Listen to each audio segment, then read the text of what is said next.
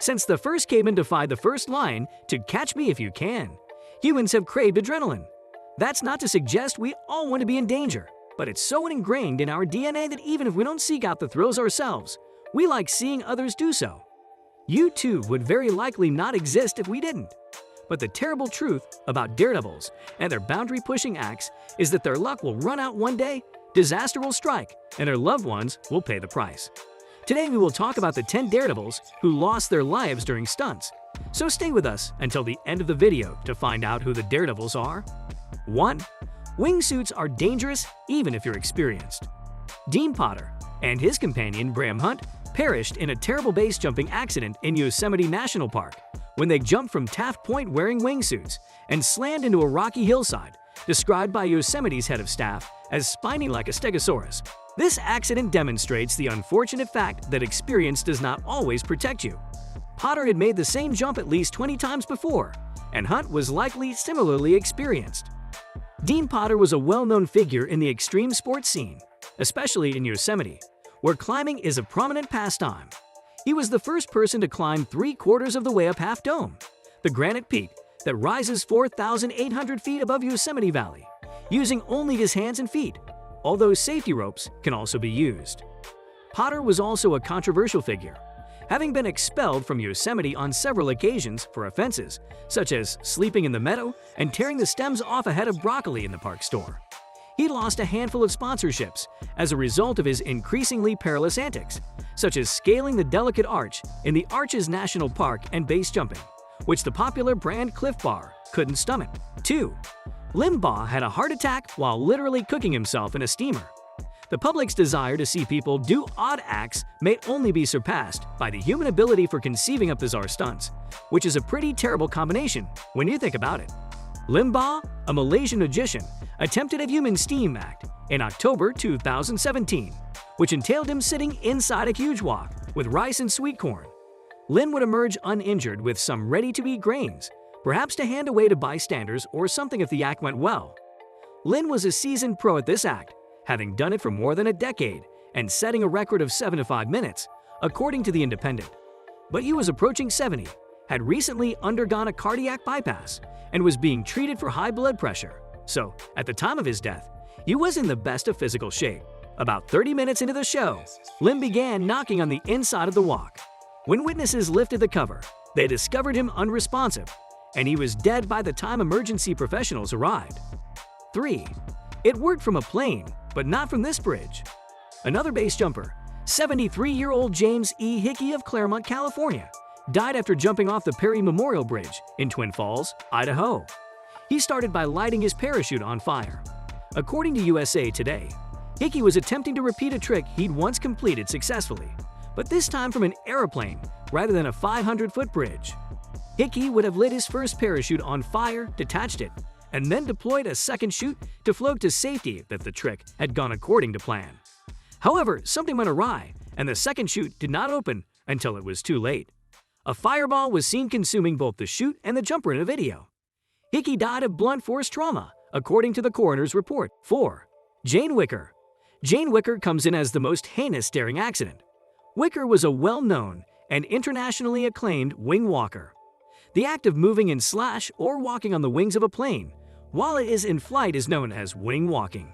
Wicker was one of the finest in the world at this, and it is without a doubt one of the most risky and adventurous things someone could ever do.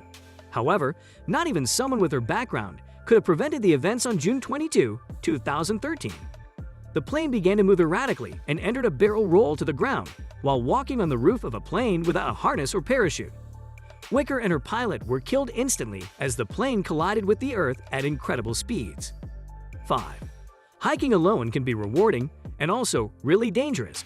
It's the social media era, which means that not only do we all spend way too much time obsessing over the lives of people we haven't seen in 25 years, but it's also extremely difficult to stand out because almost nothing hasn't been done before, and almost everything that has been done before has been posted somewhere on social media for all to see.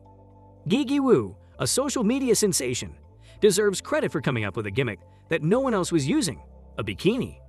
She claimed that she dressed adequately for her climbs, but would change at the top, which is better than the alternative but still bizarre. The self-described bikini climber shared a slew of stunning photos of herself, standing in perilous positions in attire designed for a very warm and flat beach. But then something dreadful happened. Wu plummeted 6 to 5 feet down a ravine while hiking alone on Yushan Mountain in central Taiwan. She was apparently awake enough to make a phone call after collapsing, despite the fact that she claimed she couldn't move due to a leg injury. However, rescuers didn't find her for at least a day, by which time she'd frozen to death. 6. Guido J-Man. This man was one of the world's best daredevils, wowed people everywhere he went, and has done so for years. J-Man was a former world hang gliding champion and commercial pilot, as well as a microjet pilot with Red Bull's Flying Bulls team. Unfortunately, his passion for flying and adventurous pranks led to his death in a plane crash tragedy. J-Man was returning home after a motorsport event when circumstances forced him to make an emergency landing. Sadly, J-Man's landing failed, and he fell onto a slope near a recreational building. 7. Caleb Moore. Caleb Moore was a world-class snowmobile and ATV racer who competed in the X Games and won a gold. He started out in ATV racing before switching to snowmobile racing a few years ago. He was injured in a horrible accident late in his run at the 2013 X Games while attempting a backflip. He didn't go far enough around, and as a result, he slid off the snowmobile, which then crashed on top of him. He was rushed to the hospital and had surgery, but he died as a result of his injuries. His death was also the first in the Winter X Games history. 8. Audrey Mestre. Mestre was a French free diver who established many world records. Free diving is an underwater diving technique that relies purely on the ability of the diver to hold their breath till resurfacing, rather than the use of scuba gear or other similar equipment.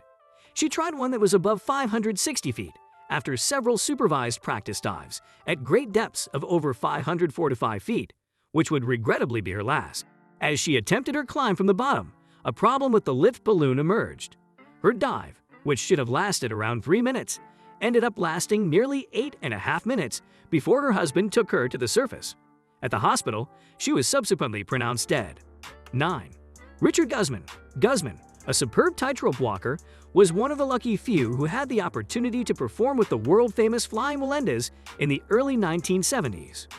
Unfortunately, the danger eventually caught up with him, and he perished in front of 6,000 people while performing. He didn't fall to his death like most tightrope walkers. Instead, near the end of his walk, he accidentally stabilized himself on some live cables and shocked himself, causing him to tumble to his death. Guzman had already fallen from the high wire 12 years prior and spent 9 months in the hospital. 10. Sean Cunningham.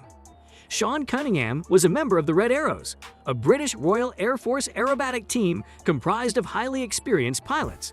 Between 1998 and 2011, when Cunningham's accident occurred, these people were so good that there were no fatalities. Cunningham's accident was unusual in that it occurred before he lifted off, rather than when he was in the air. He was preparing his plane when he accidentally hit the ejector seat, launching him over 200 feet into the air, where he died when his parachute failed to open.